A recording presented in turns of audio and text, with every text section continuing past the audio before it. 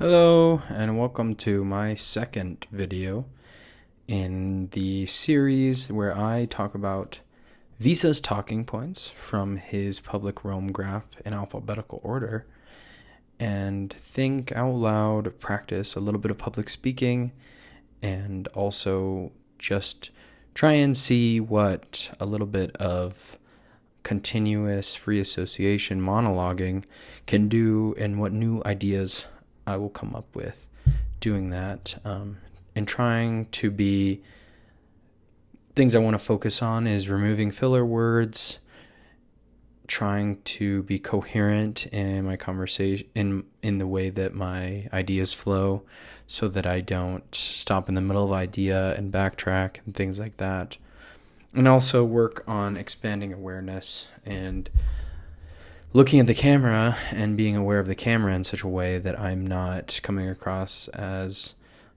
like too intensely focused, but I am kind of as if I'm there in a conversation with you. So keep those things in mind when I'm watching the video and let me know and give me feedback on whether or not I'm doing those things. Today I'm going to be talking about an interesting concept, which is abundance mindset, and also contrast that with scarcity mindset. This is the first in A of Visa's talking points.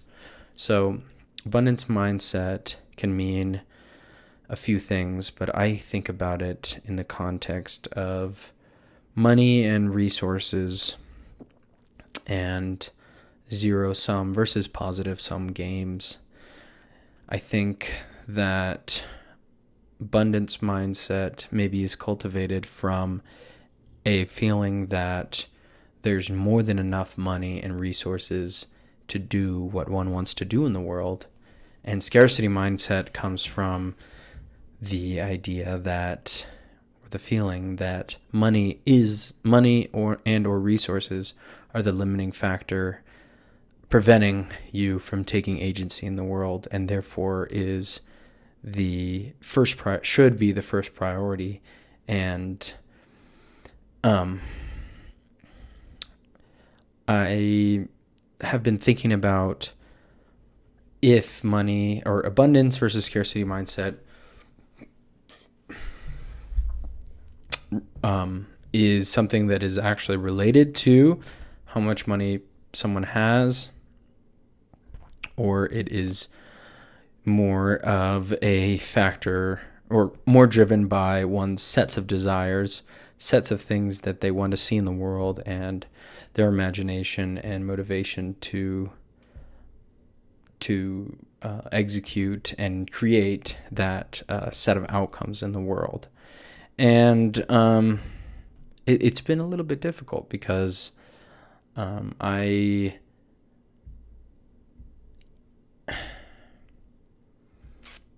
think I would consider myself as having an abundance mindset in a sense where I worry infrequently about money and have always felt like money would take care of itself in the context of my own desires and what I want to do in the world, and have infrequently felt like I was constrained by money in a big way that caused me significant anxiety. And this is a very maybe bounded kind of idea around abundance mindset, but it's been one that has been helpful for me in introspecting why it's been difficult for me in the last couple of years while I've been in medical school to create and draw on energy to do side hustles. And even though I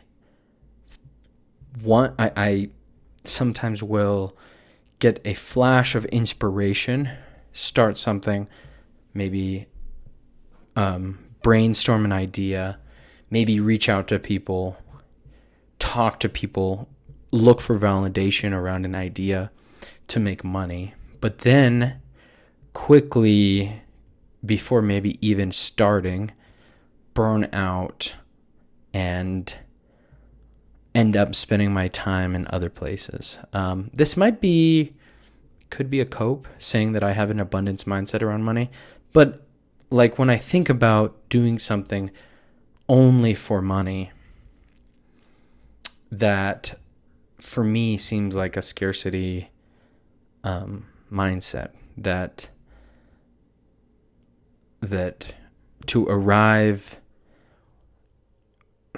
to do things like, so to back up, what the things that we desire in the world, if we just kind of go out, I mean, I don't know. So that's been a frame that I've used to kind of make sense of why that a lot of these things have kind of been false starts for me. And things like this, because I actually spent some time in 2021 making videos similar to this, where I was just kind of monologuing. These kind of projects are very invigorating to me, in the sense of there's more people out there that I can connect with that also have ideas like this and want to talk about ideas and think about them in public and do things that are kind of like, fun and playful and don't transcend money, but like, are definitely not explicitly there in order to like create profit value. I think for me it's important to not what's the word?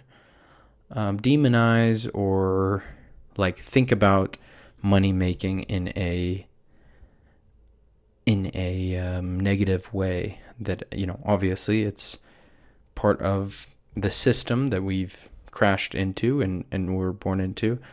And there are some people that, operate in the sense of making moves to eliminate that scarcity. So moving on from money, abundance mindset, I think, is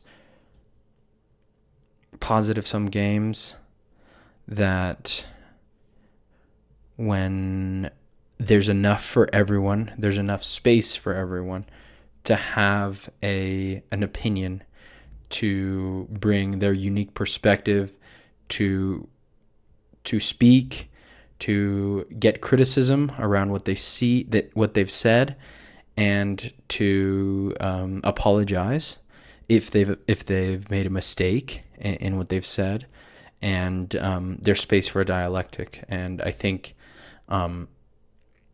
that's kind of where abundance, another thing that abundance gets me, gets my mind to, is like a spaciousness, as far as a space for everyone,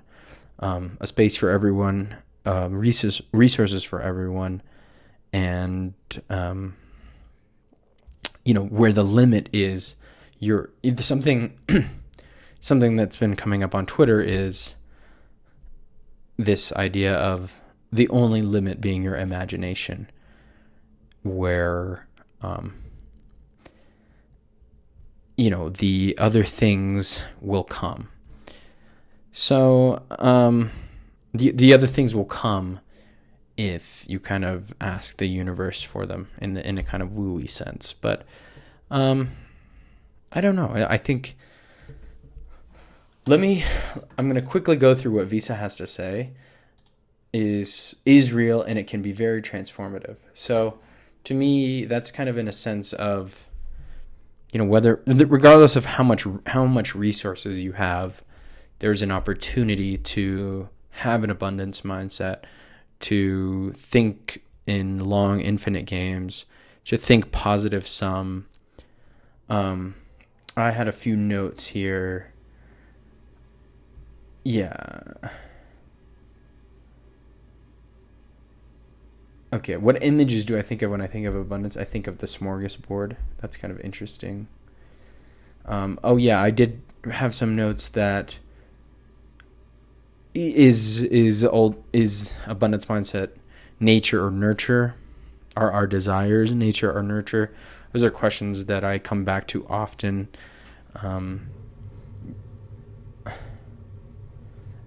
And then one of the original videos on my channel is this Naval video, We Can All Be Rich, or how to get rich without getting lucky. And in part of that podcast / tweet thread, he talks about creating media code and kind of through differentiation and markets and differentiation, we can all kind of find a niche in the economy, and we can all be rich, which is interesting. Something about it feels wrong. I don't necessarily have a rigorous and intellectual, like, I wouldn't be able to rigorously counter the argument. Something from one Venkat podcast with Village Global, he says that, like, in markets and differentiation, think of a podcast filling, like different podcasts may say that they have a different niche, but ultimately, like Lex Fridman versus Joe Rogan, how different are they really? Like, they occupy a very similar space, and like in some ways they're like very, very similar, but like in a very, like, there's a way to break it down in a very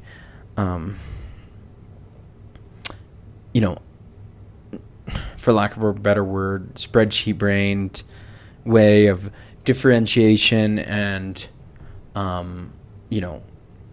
Lex is a computer scientist who asks questions about technology and emotions, while Joe Rogan is an MMA, but ultimately they're like very similar. So but I think abundance relates to Paul Millard's kind of a pathless path, and kind of the opportunity that creating online to just create and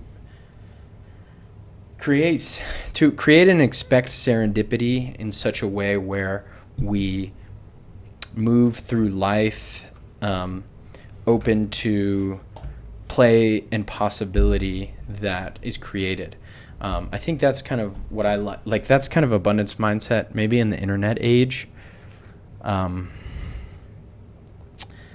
where, like in America, if you have, like, of course there's many people who, there's still people in poverty, but